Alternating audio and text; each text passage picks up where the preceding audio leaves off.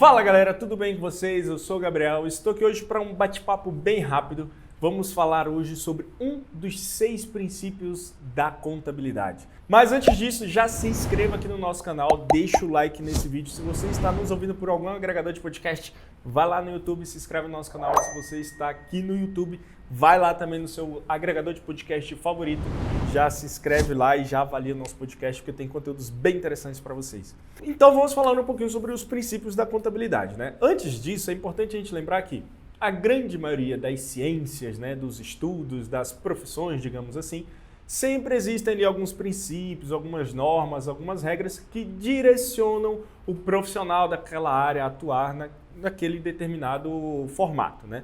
E não é diferente na contabilidade, né? Na contabilidade nós temos várias normas e também temos alguns princípios. E basicamente hoje no Brasil temos os 6 principais princípios da contabilidade que estão lá na resolução do CFC, Conselho Federal de Contabilidade, número 750, lá de 1993, que ainda hoje é válida, tá bom? Então, hoje eu vou falar um pouquinho sobre o princípio da entidade, né? Ele está lá no artigo 4º dessa resolução do CFC. E falando de forma bem prática e rápida, o que é o princípio da entidade? Basicamente, hoje, o governo brasileiro traz algumas naturezas jurídicas que você pode ter uma empresa. Você pode ser um microempreendedor individual, você pode ser um empresário individual, e então existem as sociedades limitadas, né? Antigamente tínhamos a Eireli, que ela entrou em desuso, e agora tem a sociedade limitada unipessoal ou a sociedade limitada com 2 ou mais sócios, né? E basicamente o MEI e o empresário individual, não existe a separação de patrimônio. Inclusive, acho que já comentamos sobre isso em algum outro vídeo. Eu vou deixar no card aqui em cima para vocês.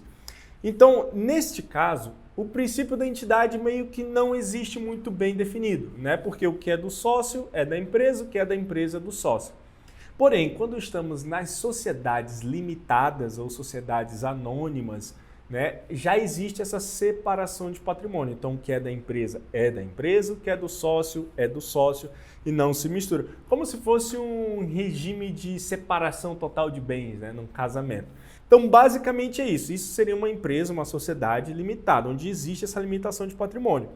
E o princípio da entidade, ele vem para dizer o seguinte, cara, o que é da empresa, as receitas, as despesas da empresa, tudo tem que ser gerido na conta da empresa. Se este computador for comprado para uso da empresa, para atividade dessa empresa, então ele tem que ser de uso exclusivo da empresa.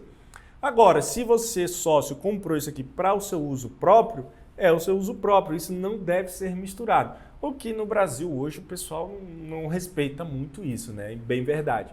Porém, o ferimento desse princípio da entidade, e aqui, lógico, eu trouxe um exemplo bem simples de um patrimônio, mas isso é muito além do que vocês podem imaginar. Como, por exemplo, essa mistura das contas bancárias, né? Muitas das vezes o sócio fala assim, não, me paga, faz o Pix aqui ó, no meu número de telefone, que é mais fácil, porque às vezes a conta PJ cobra o Pix, né? Porque já existe o Pix PJ com taxa, né? Infelizmente.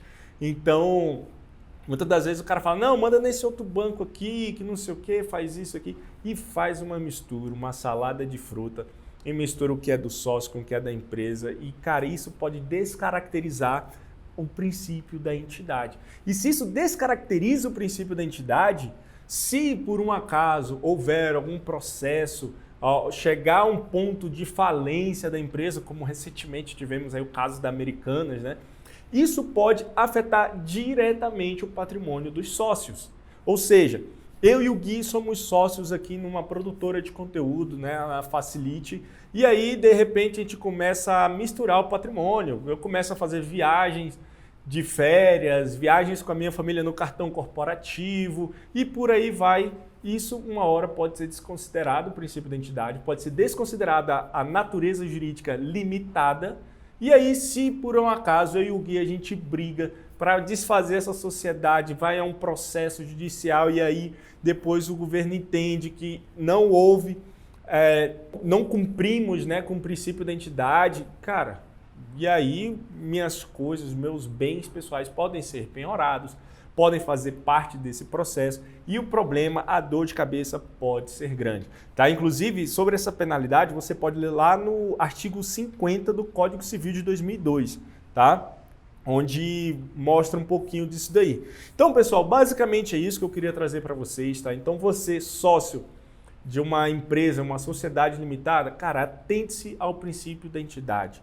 Tá? Não misture o que é da empresa com o que é seu, não misture o que é seu com o que é da empresa, deixa separadinho, faça os seus recebimentos da empresa via Prolabore, se tiver lucro, via dividendos também, faça da forma correta para que num